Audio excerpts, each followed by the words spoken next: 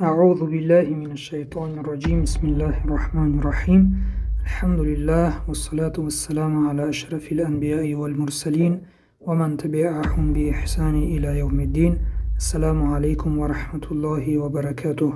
دوستان عزیز، درس تجوید را از کتاب تجوید نوین آغاز میکنیم. کتاب تجوید نوین یکی از کتاب‌های نو است. نوین به معنای نو، یعنی با اسلوب و متدهای نو جمع‌آوری کرده شده است که در شهر قزان سال 2024 به نشر رسیده است و این کتاب را شما می توانید در مغازه مناره که در روبروی مدرسه محمدیه در شهر قزان واقع است دسترس کنید و این چنین در دیگر مغازه های اسلامی این را دسترس کردن می توانید و این چنین در مغازه های اینترنتی به مانند وایلبریس و ازان این کتاب را دسترس کردن می توانید. و نگفته نماند که این کتاب را شما رایگان می توانید، یعنی کتاب الکترونی این تجوید را می توانید در صحیفه های مدرسه حنفیه در تلگرام دسترس کنید. مؤلف درباره این کتاب چنین می نویسد: السلام علیکم خوانندگان عزیز.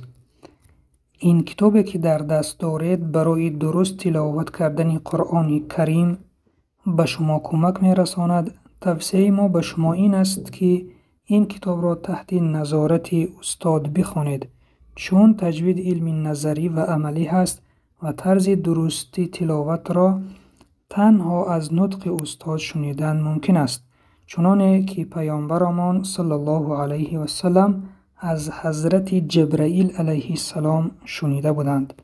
یعنی هر یک آیتی که نازل می شد جبرائیل علیه السلام به پیامبر صلی الله علیه و سلم تلقین می کردند. جبرائیل می خواندند، حضرت پیامبر صلی الله علیه و سلم تکرار می کردند. هر مسلمان باید در طلب علم سعی و کوشش نماید و البته باید اول از کتاب پروردگار خود قرآن کریم آغاز نماید، چون این کتاب راهنماست برای حیات دنیوی و اخروی هر یک مسلمان. به این کتاب احترام خاص گذارید، آن را در جایهای نامناسب نگاه ندارید، زیرا در آن نام الله تعالی، آیت‌های قرآن کریم و احادیث نبوی ذکر شده است. همه حقوق‌ها حفظ شده اند. به اجازت مؤلف کلاً یا قسماً نشر کردن این کتاب من است. حق و حقوق دیگران را قدردانی کنید تا حق و حقوق شما نیز قدردانی شود. عاید فرمایش کتاب و یا پیشنهادها لطفاً به این سراغه‌ها پیام‌های خود را فرستید و این چنین اگر در این کتاب یگان خطاگی یافتید می توانید مؤلف را خبردار کنید. مندرجه کتاب از چنین موضوع‌های عبارت است: پیشگفتار. بسم الله الرحمن الرحیم. به نام خداوند بخشنده و مهربان. حمد و ثنا خداوند را که قرآن را دستور عمل برای ما مسلمانان قرار داد و درود و سلام و صلوات بر آخرین فرستاده اش خاتم پیامبران حضرت محمد مصطفی صلی الله علیه و سلم و بر آل و اصحابشان.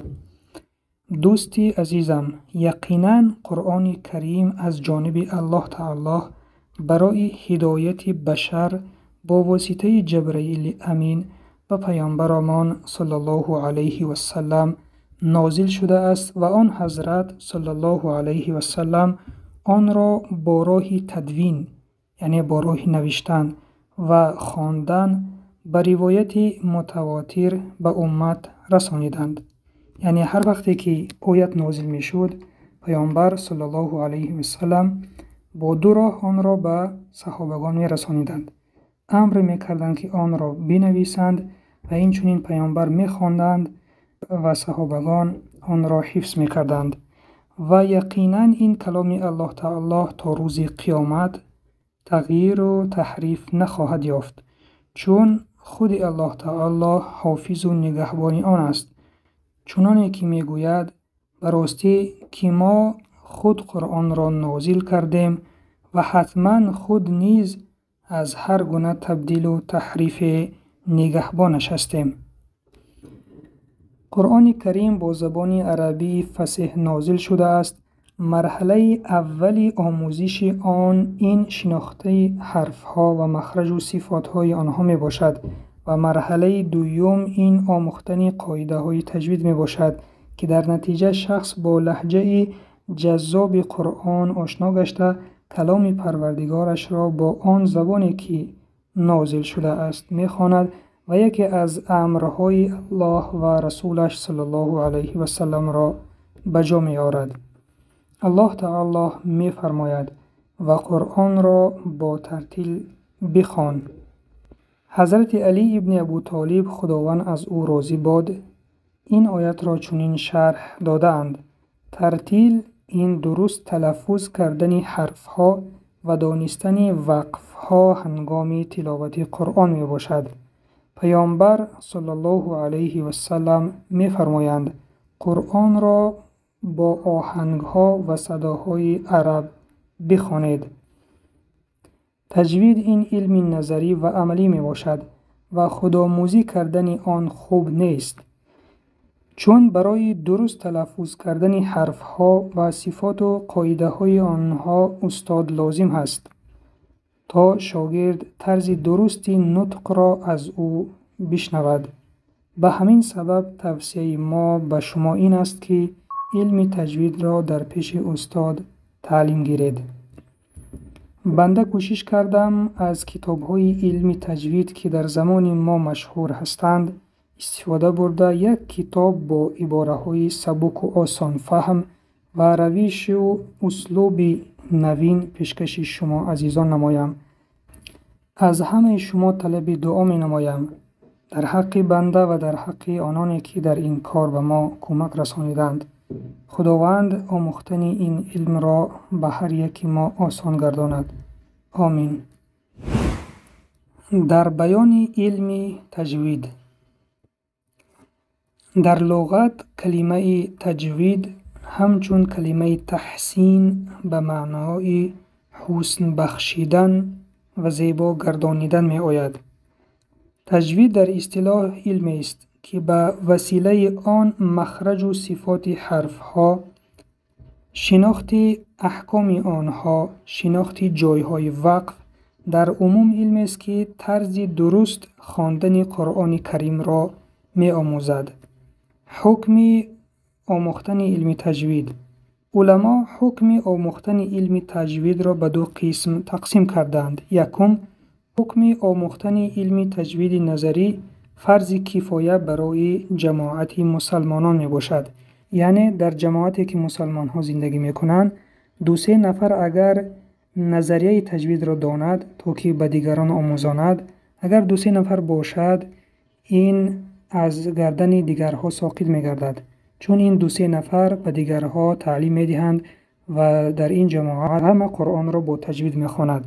و دوم، حکم آموختن علم تجوید عملی، یعنی در عمل قرآن را با تجوید خواندن برای هر مسلمان عاقل و بالغ فرض عین می باشد، البته با قدر توانایی او.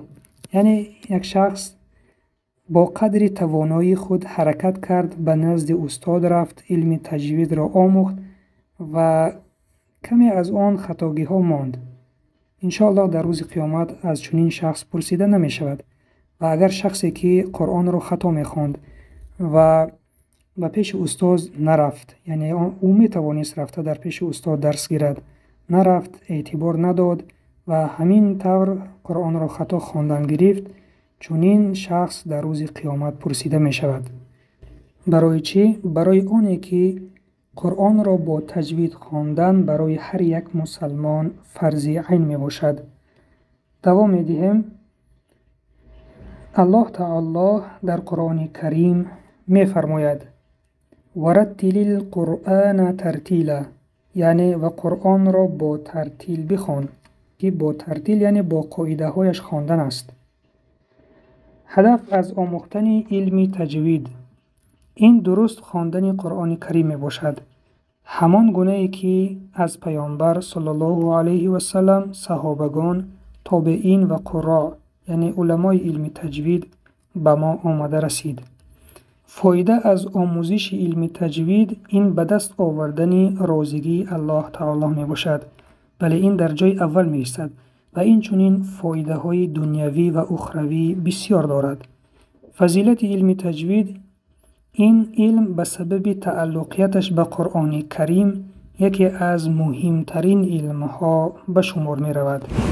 اکنون می گذاریم به سوالها برای سنجش. یکم، چگونه پیامبر صلی الله علیه و سلم قرآن را به امت رسانیدند؟ با کدام راه؟ ما در بالا خوانده بودیم با دو راه. دوم، کیست حافظ و نگهبان قرآن کریم؟ یعنی کیست آنی که قرآن را خود حفظ می کند و در قرآن این آیت آمده است. سوم، تجوید در لغت چی معنا دارد؟ چهارم، تجوید در اصطلاح چی معنا دارد؟ پنجم، حکم آموختن علم تجوید را بیان کنید. چی حکم دارد؟ ما در بالا خوانده بودیم اینه که نظریش دیگر حکم داشت، عملیش دیگر حکم داشت. ششم، هدف از آموختن علم تجوید چیست؟ و هفتم، فایده و فضل علم تجوید را بیان کنید. وظیفه خانگی، موضوعهای گذشته را حداقل 3 مرتبه خوانید و جایهای اساسی آن را در دفتر کاری خود نویسید. بله دوستان، اگر شما آن موضوعی که در بالا ما گذاشتیم آنها را خوانده و جایهای اساسی آن را در دفتر نویسید خیلی خوب می شود. یا در دفتر به این سوال ها اگر شما جواب دهید، به این 7 سوال اگر شما جواب دهید در دفتر جواب این سوال ها را نویسید، این هم کفایه می کند. چون نویستن خیلی خوب است که وقتی که شما می نویسید در یادتان می ایستد و این دفتر هم وقت با شماست و وقتی که سوال پیدا شد دفتر را گشوده آن را یافته بار دیگر می خوانید. با همین درس امروزه را به انجام می رسانیم. سبحانك اللهم و بحمدك نشهد ان لا اله الا انت نستغفرك و نتوب الیک. السلام علیکم و رحمت الله و برکاته.